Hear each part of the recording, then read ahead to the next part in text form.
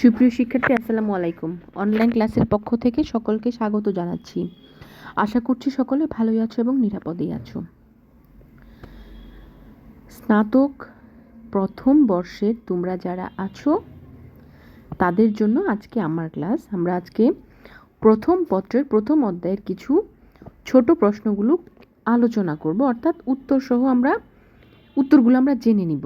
জাতীয় বিশ্ববিদ্যালয়ের প্রশ্নে যে ক বিভাগ থাকে 10টা প্রশ্নের উত্তর দিতে হয় এবং প্রতিটি প্রশ্নের মান 1 থাকে, সেই প্রশ্নগুলো আমরা আলোচনা করব তোমাদের প্রথম অধ্যায়ের।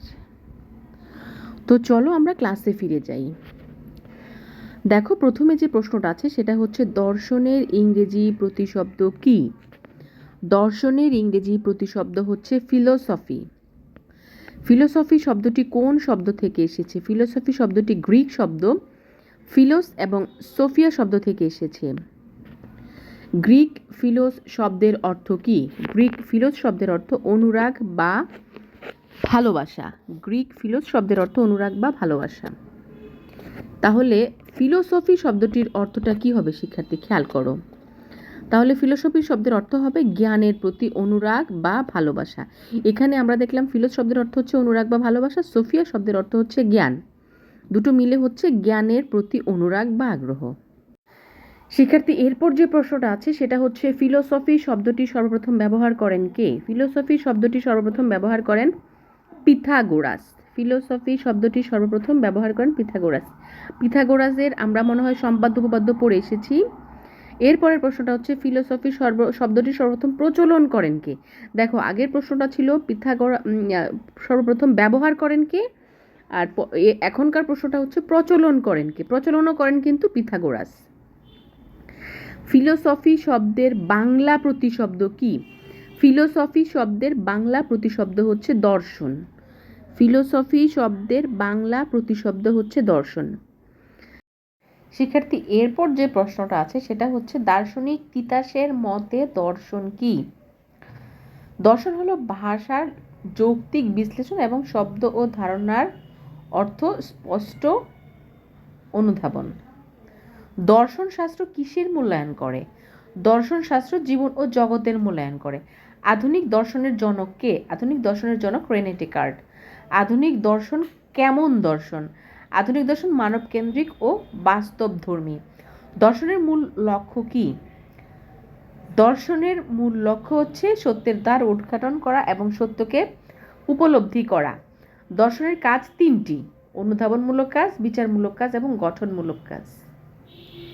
এরপর যে প্রশ্নটা আছে সেটা হচ্ছে থেলিসের দর্শনকে কি বলা হয়?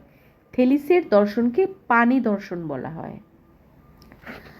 দর্শন শব্দের ভূতপ্রতীগত অর্থ কি? প্রজ্ঞার প্রতি অনুরাগ বা ভালোবাসা।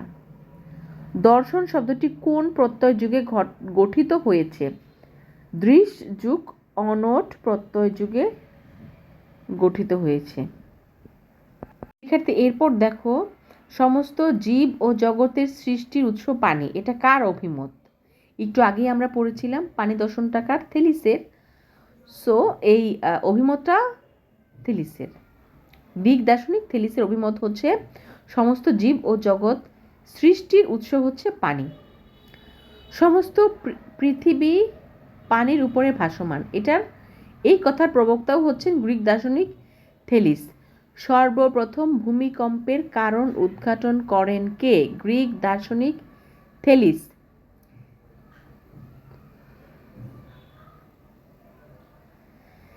তারপরে হচ্ছে বিশ্বতত্ত্ব সম্পর্কে সর্বপ্রথম ধারণা দেন কোন দার্শনিক? বিশ্বতত্ত্ব সম্পর্কে সর্বপ্রথম ধারণা দেন গ্রিক দার্শনিক থেলিস। বিশ্বতত্ত্ব শব্দের ইংরেজি প্রতিশব্দ হচ্ছে কসমোলজি। বিশ্বতত্ত্ব শব্দের ইংরেজি প্রতিশব্দ হচ্ছে কসমোলজি। প্রাচীন বিশ্বতত্ত্বের জনক কে? গ্রিক দার্শনিক থেলিস। আধুনিক বিশ্বতত্ত্বের জনক হচ্ছেন আলবার্ট আইনস্টাইন। প্রাচীন বিশ্বতত্ত্বের জনক ছিলেন দার্শনিক থেলিস, আর আধুনিক বিশ্বতত্ত্বের জনক হচ্ছেন আলবার্ট আইনস্টাইন। এরপরে শিক্ষার্থী দেখো, বিশ্বতত্ত্বের অপর নাম কি? জগৎ দর্শন ও রূপ বিজ্ঞান। জগৎ দর্শন ও রূপ বিজ্ঞান। Philosophy is the science of knowledge, উক্তিটি কার? উক্তিটি দার্শনিক ফিক্টের। উক্তিটি দার্শনিক ফিক্টের। এরপরে আছে শিক্ষার্থী দেখো, দার্শনিক পদ্ধতির মধ্যে সর্বপ্রাচীন পদ্ধতি হচ্ছে নির্বিচারবাদ পদ্ধতি। নির্বিচারবাদ পদ্ধতিটি হচ্ছে সর্বপ্রাচীন। কান্টের মতে জগৎ কয়টি এবং কি কি? দার্শনিক কান্টের মতে জগৎ হচ্ছে দৃশ্যমান ইন্দ্রিয়গ্রাহ্য বস্তু জগৎ এবং অতীন্দ্রিয় সত্তার জগৎ। তাহলে কয়টা পেলাম? দুটো পেলাম আমরা। দ্বান্দ্বিক পদ্ধতি কাকে বলে? কোনো কিছুর সপক্ষে বা বিপক্ষে যুক্তি দেওয়ার পদ্ধতিকেই দ্বান্দ্বিক পদ্ধতি বলে। দ্বান্দ্বিক পদ্ধতির রূপ কয়টি ও কি কি? প্রথম রূপটি হচ্ছে নেতিবাচক দ্বান্দ্বিক পদ্ধতি, দ্বিতীয় রূপটি হচ্ছে ইতিবাচক দ্বান্দ্বিক পদ্ধতি। নেতিবাচক দ্বান্দ্বিক পদ্ধতির প্রবর্তক সক্রেটিস। নেতিবাচক দ্বান্দ্বিক পদ্ধতির প্রবর্তক সক্রেটিস। কোন দার্শনিক বিচারবাদী দার্শনিক হয়েও নেতিবাচক দ্বান্দ্বিক পদ্ধতির ব্যাপক প্রসার করেন? দার্শনিক ইমানুয়েল কান্ট। ইতিবাচক দ্বান্দ্বিক পদ্ধতির প্রবর্তক হচ্ছেন দার্শনিক হেগেল, জার্মান দার্শনিক হেগেল। দ্বান্দ্বিক পদ্ধতির অনুসরণকারী দুজন মুসলিম দার্শনিক হচ্ছেন ইমাম গাজ্জালি এবং ইবনে রুশদ। ইমাম গাজ্জালি এবং ইবনে রুশদ। সুপ্রিয় শিক্ষার্থী, আজ এ পর্যন্তই। পরবর্তী ক্লাসে আমরা আলোচনা করব দর্শনের সমস্যাবলীর দ্বিতীয় অধ্যায়ের এই ক বিভাগের প্রশ্নগুলো। তোমাদের যদি কোনো কিছু বুঝতে সমস্যা হয় আমাকে কমেন্ট করবে, আমাকে ইনবক্স করতে পারো।